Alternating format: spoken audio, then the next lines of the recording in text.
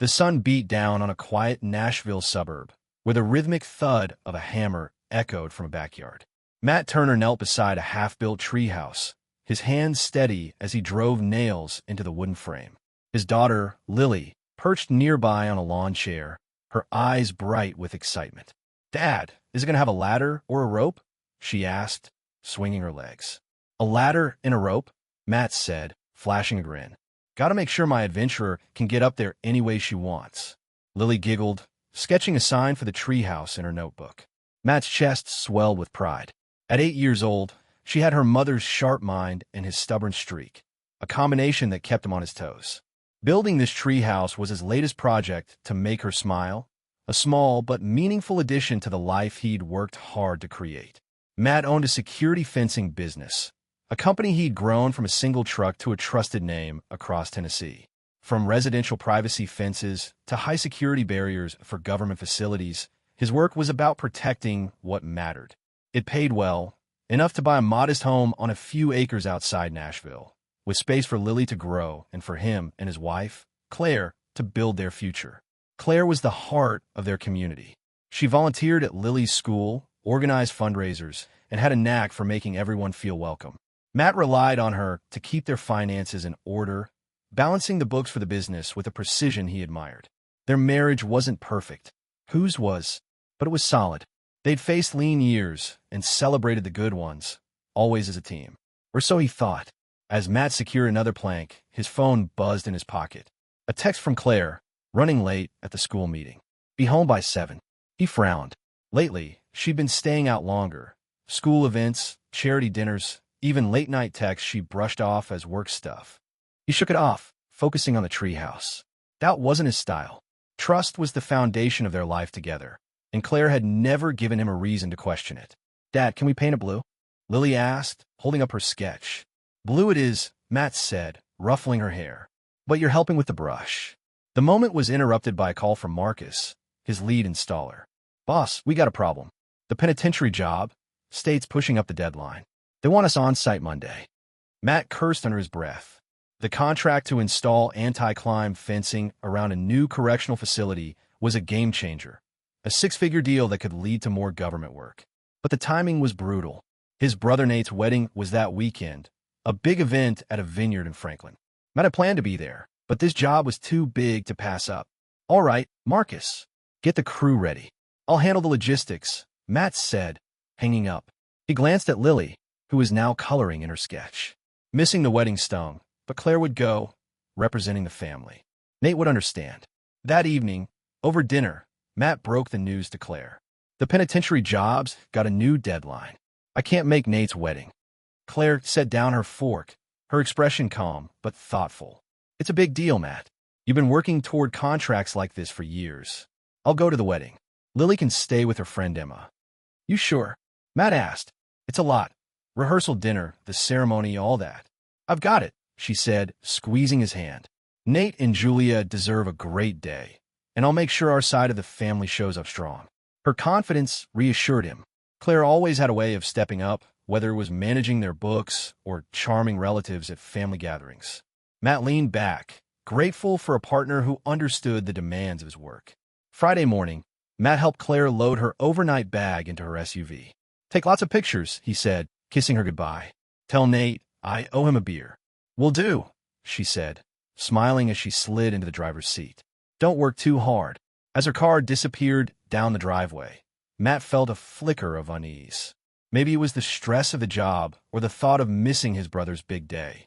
He pushed it aside, heading to the garage to prep equipment for the penitentiary project. There was no room for mistakes on a job like this. Every measurement had to be exact, every anchor point tested. Saturday morning, Matt was at the worksite by dawn, coffee in hand, directing his crew. Marcus and Jake, his best guys, were already unloading panels. The warden, a no-nonsense woman named Torres, walked the perimeter with him. "Your company's got a solid rep," she said. "Don't let me down." "You have my word," Matt replied, meeting her gaze. "This fence will be up, secure, and on time." The weekend was a grind, 16-hour days aligning razor wire and testing gate mechanisms. By Sunday, they'd finished the final installation, and Torres gave a rare nod of approval. "Good work, Turner." This'll open doors for you. Exhausted but satisfied, Matt called Claire that afternoon. Just wrapped up. How was the wedding? Beautiful, she said, her voice warm. Julia looked stunning, and Nate teared up during his vows. The reception was a blast. Dancing, great food, and I caught up with some of Julia's college friends.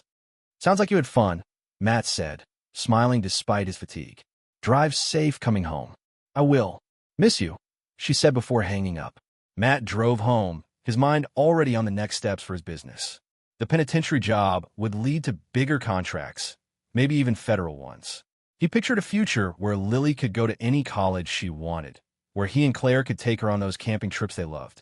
When Claire pulled into the driveway that evening, Matt met her outside. She looked tired but happy, wrapping him in a hug. Missed you, she said, her voice soft. Missed you too, he replied, grabbing her bag. Over pizza that night, she shared stories of the wedding, Nate's emotional toast, dancing with relatives, and a lively group of Julia's old friends. Everything seemed normal, perfect even. But 3 weeks later, Matt started feeling off. At first, he chalked it up to the grind of the job, sore muscles, fatigue. He adjusted his diet, slept more, but the discomfort grew, a nagging issue he couldn't ignore. Claire noticed it too, urging him to see their family doctor. You're not yourself, she said one evening, her tone gentle but firm. Get checked out. For me and Lily. Matt relented, booking an appointment with Dr. Kessler. He figured it'd be a quick visit, maybe a vitamin deficiency or stress. Sitting in the exam room, he described his symptoms, expecting a simple fix. Kessler listened, asked pointed questions, and ordered tests. We'll know more in a couple of days, he said. Try not to worry. Matt nodded, but as he drove home, a quiet dread settled in. Something wasn't right. He couldn't shake the feeling that his perfect life, the one he'd built with sweat, trust, and love, was about to crack. Matt Turner sat in his truck outside Dr. Kessler's office, the engine idling as he stared at the prescription bottle in his hand.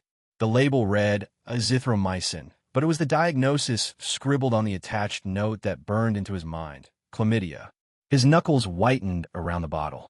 He'd gone in expecting a lecture about overworking, maybe a vitamin deficiency. Instead, the doctor had dropped a bomb that threatened to blow apart his entire life.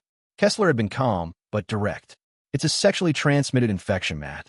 Treatable with antibiotics, but we need to test and treat your wife too. Matt's first reaction was denial.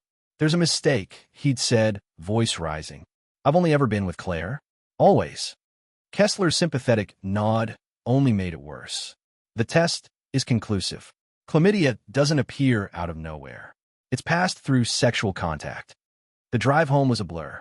Matt's mind churned, searching for any explanation that didn't point to betrayal. A lab error? A medical fluke? But Kessler's words echoed. Recent exposure. Matt hadn't been with anyone else in their 12 years of marriage.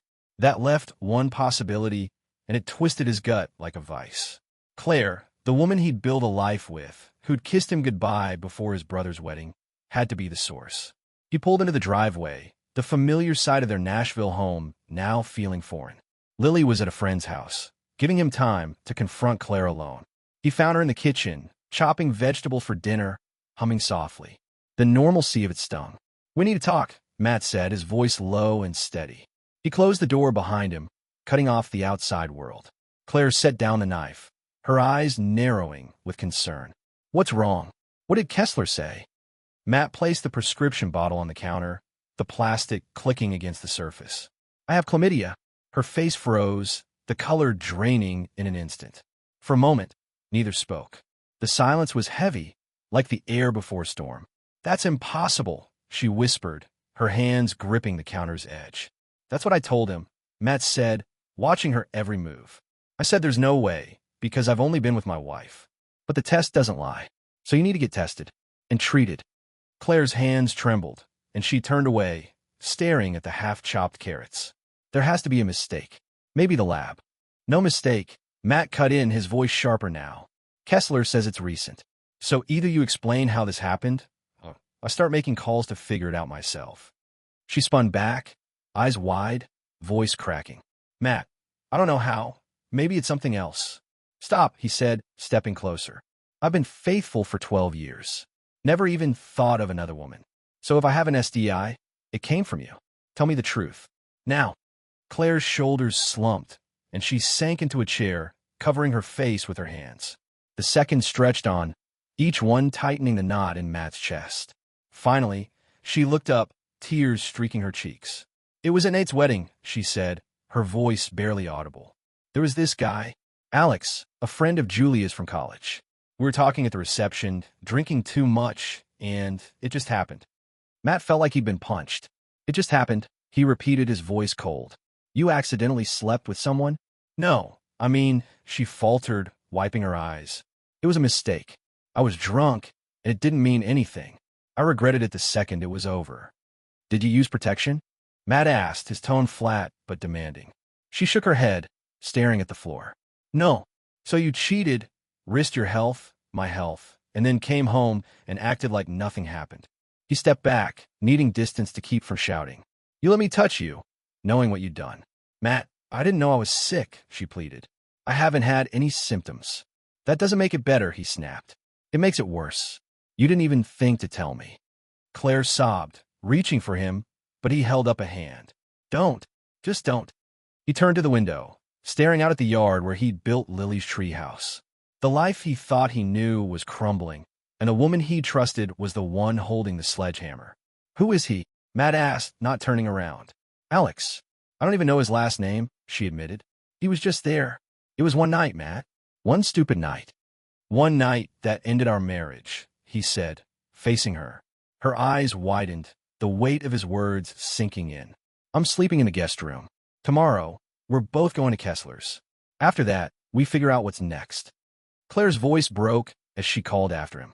Matt, please. I love you. We can work through this. He paused at the door, his hand on the knob.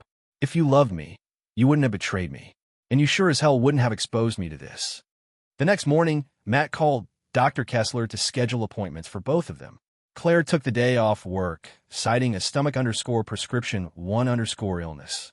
In the waiting room, they sat in silence, the tension between them palpable. Kessler explained the treatment. A week of antibiotics, no physical contact until cleared. Have you had symptoms? He asked Claire. None, she said quietly, avoiding Matt's gaze.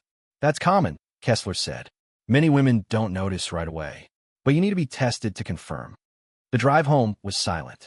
Matt's mind was already moving past the medical details, piecing together a plan. He wasn't just hurt, he was furious. But anger alone wouldn't fix this. He needed answers, and he needed justice. That evening, while Lily was at her after-school program, he called his lawyer, Tom Bradley, who'd handled his business contracts for years. Tom, I need to talk divorce, Matt said, his voice steady despite the storm inside him. Jesus, Matt, what happened? Tom asked. She cheated, gave me an STI. I want her out of my life, and I want to protect Lily. Tom was all business. The house is in your name, right? That'll simplify things. Document everything. Medical records, anything she said. We'll build a case for primary custody. Next, Matt called Nate. His brother was stunned as Matt recounted the diagnosis and Claire's confession. I had no idea, Nate said. Julia might know who this guy is. I'll talk to her tonight. By the end of the call, Nate promised to dig into Alex's identity. Matt hung up, his resolve hardening. He wouldn't just walk away from this. Claire had betrayed him, endangered their family, and humiliated him. She'd face consequences, legal, public, and personal. But first, he needed to know who Alex was. This wasn't just about his marriage anymore. It was about making sure everyone who'd torn his life apart answered for it. Matt Turner sat at his kitchen table, the hum of the refrigerator the only sound breaking the silence. His laptop screen glowed with emails from his lawyer, Tom Bradley, outlining the divorce strategy. The antibiotics for chlamydia sat on the counter, a bitter reminder of Claire's betrayal. Lily was upstairs, absorbed in a book, unaware of the storm brewing in her father's mind. Matt wasn't just angry, he was calculating. Claire's confession at Nate's wedding had shattered his trust, but he wasn't about to let her actions destroy his family's future. He needed answers, and he needed them fast. His phone buzzed. It was Nate, his voice tense. Matt, I talked to Julia. The guy's name is Alex Harper. He's a marketing exec in Nashville, married, 2 kids. Julia's horrified. He was one of her college buddies. She had no idea he'd pull something like this. Matt's grip tightened on the phone. Married? So he's not just a lowlife, he's a hypocrite. Can you give me his contact info? I'll do better, Nate said. Julie is reaching out to a mutual friend to confirm his details. We'll have something by tomorrow. Thanks, Nate, Matt said, hanging up. Knowing Alex's full name and status lit a fire under him. This wasn't just about Claire anymore. Alex Harper had played a role in wrecking his life, and Matt wasn't going to let him skate free. But he needed to be smart. Revenge wasn't about fists or shouting matches. It was about precision, like installing a security fence. Every move had to be deliberate, every anchor point secure. The next morning, Matt dropped Lily off at school, forcing a smile as she waved goodbye. Back home, he called a private investigator, Rachel Cole, recommended by Tom. I need everything you can get on Alex Harper, Matt told her. Address, workplace, family, especially his wife. And I need it discreet. Give me 48 hours, Rachel said, her tone all business. I'll have what you need. While waiting, Matt met Tom at his office downtown. Tom spread out a stack of papers. Tennessee's a fault-based divorce state, Matt. Claire's infidelity, combined with the medical evidence, gives us a strong case. The house is in your name, so she has no claim there. Custody of Lily is trickier, but her reckless behavior, exposing you to an STI, strengthens your bid for primary custody. What about her visitation? Matt asked, leaning forward. We'll push for supervised visits initially, Tom said. Her judgment's questionable, and we can argue she poses a risk to Lily's well-being. Courts don't take kindly to health endangerment. Matt nodded, his jaw tight. Make it clean. I want this done fast. Back at the work site, Matt threw himself into a new project, installing barriers for county office. The physical labor, hauling steel panels, drilling anchors, kept his mind from spiraling. His crew sensed his focus, working harder to match it. Marcus, his lead installer, clapped him on the shoulder. You okay, boss? You're quiet today. Just got a lot on my mind, Matt said, wiping sweat from his brow. He didn't elaborate. His crew didn't need to know his personal life was imploding. By Wednesday, Rachel called with a full report. Alex Harper, 37, lives in Brentwood with his wife, Sophia, and their 2 kids, ages 6 and 9. He's a senior VP at a marketing firm downtown. Sophia is a part-time yoga instructor, active in their church. I've got her contact info, email, and phone. Want me to dig deeper? That's enough for now, Matt said. Send me the file. The report landed in his inbox minutes later, complete with addresses and social media profiles. Matt stared at Sophia's name, his resolve hardening. If Alex had given Claire chlamydia, there was a good chance he'd exposed his own wife too. Sophia deserved to know the truth, just as Matt had. But he had to be careful. Any misstep could backfire. That evening, Matt sat down to write a letter to Sophia. He kept it factual, no emotion, just the truth. Mrs. Harper, I'm Matt Turner. 3 weeks ago, at a wedding in Franklin, my wife had an affair with your husband, Alex Harper. Both contracted chlamydia, which was passed to me. I've included medical records in a timeline. You deserve to know what happened. I'm sorry for the pain this may cause. He attached copies of his test results and a summary of Claire's confession, then mailed it to Sophia's address, ensuring it was discreet. The next day, Claire was served divorce papers at a school fundraiser, right in the middle of her speech about community unity. Matt had instructed Tom to make it public, but professional.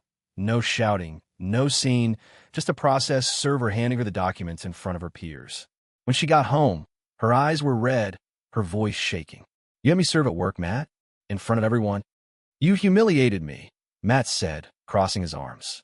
You exposed me to a disease. You don't get to play the victim. I'm not, she said, tears falling. I know I messed up. Can't we try counseling? For Lily? This isn't about fixing things, Matt said. It's about consequences. You made your choice at that wedding. Now live with it. Claire tried to respond, but Matt walked away, heading to pick up Lily from soccer practice. As he watched her run across the field, laughing with her teammates, he vowed to shield her from the fallout. She'd know the truth eventually, but in a way that protected her heart. Friday morning, Matt's phone rang. An unfamiliar number. This is Matt Turner, he answered. Mr. Turner, it's Sophia Harper. Her voice was steady but strained. I got your letter. Is this for real? Matt took a deep breath. Yes, ma'am. I'm sorry you're hearing it this way, but it's true. My wife confessed, and the medical records don't lie. Have you been tested? There was a pause. I have chlamydia too. I thought it was something else, but now it makes sense. Alex never said a word. Her voice cracked, but she steadied it. "Thank you for telling me. I'm filing for divorce. You can explain this to our kids." "I'm sorry," Matt said. "If you need anything, records, a witness, I'll help." "Thank you," Sophia said. "You didn't have to do this, but you did. That means something." Hanging up, Matt felt a weight lift, but the fight wasn't over. Claire's betrayal had set off a chain reaction, and now Alex's life was unraveling too. Matt wasn't done. The custody hearing was next, and he'd fight tooth and nail to keep Lily safe. As he drove to the work site, his mind was clear. He'd protect his daughter, rebuild his life, and make sure everyone who'd wronged him faced the consequences, legally, publicly, and permanently.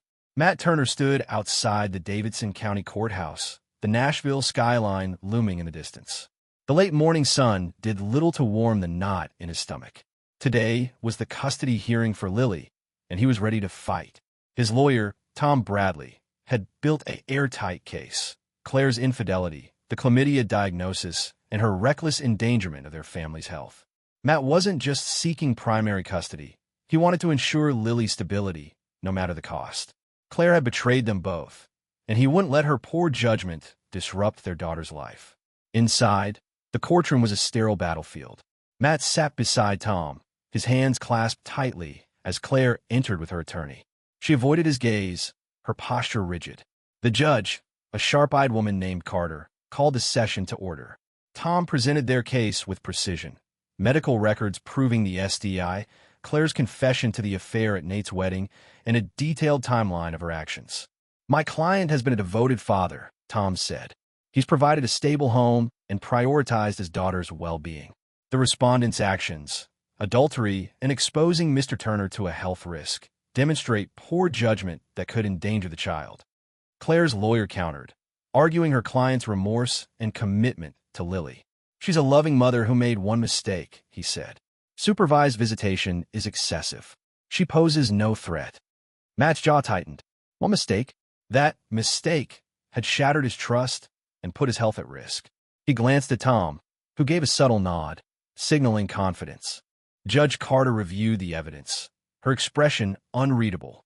"Given the documented infidelity and health risks," she said, "I'm inclined to prioritize the child's safety. Mr. Turner is awarded primary custody. Mrs. Turner will have supervised visitation every other weekend until further evaluation." Claire's shoulders slumped, and Matt felt a surge of relief, tempered by the weight of what this meant for Lily. He'd won, but the victory was bittersweet. His daughter would still feel the fallout. After the hearing, Matt drove to pick up Lily from school. She bounded into the truck, her backpack swinging. "Dad, we're doing a science fair. Can you help me build a volcano?" "Volcano, huh? We'll make it erupt like nobody's business," Matt said, forcing a smile. He hadn't told her about the divorce yet, but he'd need to soon. She deserved the truth, framed in a way that protected her heart. That evening, Matt got a call from Sophia Harper, Alex's wife. "Matt, I wanted you to know I filed for divorce," she said, her voice steady but heavy. "Alex admitted everything after I confronted him with your letter. He's out of the house, living with his brother. I'm getting tested again, but the antibiotics seem to be working." "I'm glad you got answers," Matt said. "You didn't deserve this." "Neither did you," she replied. "I'm telling my lawyer about your evidence. It'll help my case. Thank you for being honest." Hanging up, Matt felt a flicker of satisfaction. His letter to Sophia had been a calculated move, not just to inform her, but to ensure Alex faced consequences. The man who'd wrecked Matt's marriage was now losing his own. Justice wasn't personal vendettas. It was about truth and accountability. The next day, Matt met with Rachel, the private investigator, to tie up loose ends. "Anything else on Harper?" he asked. "He's on thin ice at work," Rachel said. Words spreading about his personal issues. His firm's big on reputation, so he might be out of job soon. Matt nodded. He hadn't planned for Alex's professional life to take a hit, but he wasn't surprised. Actions had ripple effects. "Keep an eye on him for now," Matt said. "I want to know if he tries to contact Claire." Back at the worksite, Matt's crew was installing fencing for a new municipal building. The penitentiary contract had opened doors, and his business was busier than ever. Marcus, his lead installer, noticed Matt's focus. "You're a machine lately, boss. Everything good?" "Getting there," Matt said, hauling a steel panel. Work was his anchor, a way to channel his energy while his personal life unraveled. Claire moved out a week later, renting an apartment 10 miles away.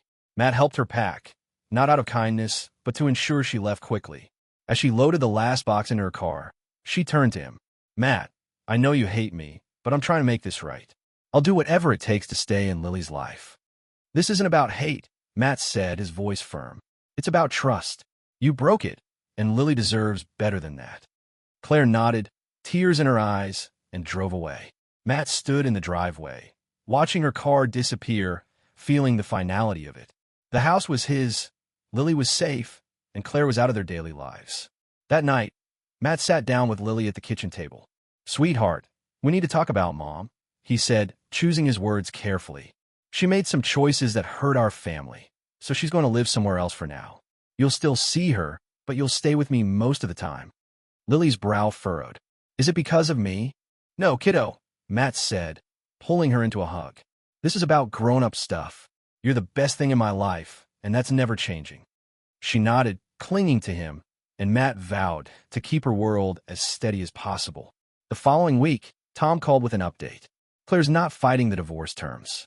She's agreed to the custody arrangement and waived any claim to the house. "We're moving to finalize next month." "Good," Matt said. "What about alimony?" "She's not pushing for it," Tom replied. "Her lawyer knows the adultery evidence is ironclad.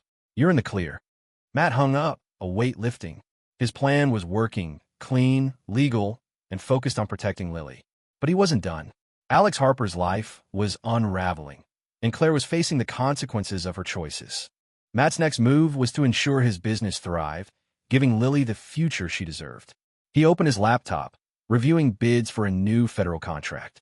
The betrayal had shaken him, but it wouldn't define him. He'd rebuild, stronger, and make sure Lily grew up knowing what integrity looked like. Matt Turner knelt in the backyard, his hands buried in soil as he helped Lily plant a row of marigolds. The Nashville sun dipped low, casting long shadows across the grass. 6 months had passed since the divorce was finalized, and life had settled into a new rhythm. Lily, now thriving, hummed as she patted dirt around seedling. "Dad, these are going to be so pretty," she said, her smile bright. Matt nodded, his heart full. This moment, simple, grounded, was the future he'd fought for. The custody battle had ended decisively. With Claire's infidelity and the health risks she'd introduced, the court granted Matt primary custody. Claire moved to a small apartment nearby, allowed supervised visits every other weekend.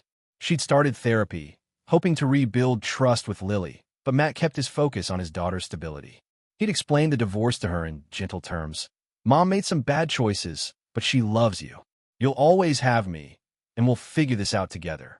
Lily had taken a heart first, but her resilience shone through, bolstered by Matt's steady presence. His business was booming. The penitentiary contract had led to 3 more government projects, including a federal deal for a military base. Matt's reputation for precision and reliability spread, and his crew, led by Marcus, worked overtime to meet demand. One afternoon, as they installed fencing for a new courthouse, Marcus clapped Matt on the back. "You're killing it, boss. Word's out, Turner Fencing's the real deal." Matt gave a tight smile. Work was his anchor, a way to rebuild while keeping his mind off the past. Sophia Harper's call came unexpectedly one evening. "Matt, I wanted you to know Alex is gone," she said, her voice calm but firm. "He moved to Atlanta after I filed for divorce. Lost his job at the marketing firm. His bosses didn't like the scandal. I'm starting over with the kids, and we're okay. Your letter gave me the truth I needed." "I'm glad you're moving forward," Matt said. "You deserve to know." "So did you," she replied. "You could have stayed quiet, but you didn't. That took guts." Hanging up, Matt felt a quiet satisfaction. Exposing Alex hadn't been about revenge. It was about accountability. His letter to Sophia, backed by medical records and Claire's confession, had ensured Alex faced the consequences of his actions. Sophia's divorce mirrored Matt's own, a parallel path to reclaiming control.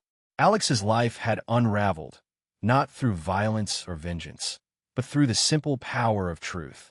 Claire, meanwhile, was navigating her new reality. The public serving of divorce papers at her fundraiser had stung, as Matt intended. Her reputation in the community took a hit. Whispers followed her at school events. but she didn't fight the divorce terms. Her lawyer knew the evidence was ironclad: adultery, health risks, and a clear case for Matt's custody claim. She'd asked Matt once, over a supervised visit drop-off, if they could try counseling. "It's too late," he'd said, his voice steady. "You made your choice at that wedding. Now we both live with it." Lily adapted better than Matt had hoped. Her weekends with Claire were structured, supervised by a court-appointed monitor to ensure stability. At home, she threw herself into school projects and soccer, her laughter filling the house again. One evening, as Matt helped her with a science fair volcano, she looked up from the baking soda. "Dad, you're strong," she said. "Strong, huh?" Matt chuckled, pouring vinegar to make the volcano fizz. "How's that?" "You didn't let Mom's mistake ruin everything," she said. "My teacher says that's what brave people do. They keep going." Matt's throat tightened. He hugged her, careful not to smudge the paint on her hands. "You're the brave one, kiddo, and you make me want to keep going." The divorce settlement was finalized cleanly. The house in Matt's name stayed his. Claire received no alimony, her infidelity negating any claim. Matt's lawyer, Tom, had ensured every detail favored his client. "You're free and clear," Tom said at their final meeting. "Focus on Lily and the business. You got a clean slate." That clean slate felt real as Matt and Lily planted their garden. Each seed was a small act of renewal, a step toward a future untainted by betrayal. Matt's actions, confronting Claire, informing Sophia, securing custody, had been deliberate, legal, and focused on protecting his daughter. He hadn't lashed out or sought petty revenge. Instead, he'd let the truth do the work, dismantling the lives of those who'd wronged him while building a stronger foundation for himself and Lily. One night, as Matt tucked Lily into bed, she grabbed his hand. "Dad, are we going to be okay?" "Better than okay," he said, kissing her forehead. "We've got each other, and that's enough." As he turned off her light, Matt glanced out the window at the treehouse he'd built her months ago, before his world had cracked open. It stood sturdy, a symbol of what he'd created despite the chaos. Claire's betrayal had shaken him, but hadn't broken him. Alex's downfall and Sophia's fresh start proved that truth could cut deeper than anger. Matt had chosen justice over vengeance, and in doing so, he'd reclaimed his life. The garden would bloom, Lily would grow, and Matt would keep building fences, futures, and a legacy of integrity for his daughter.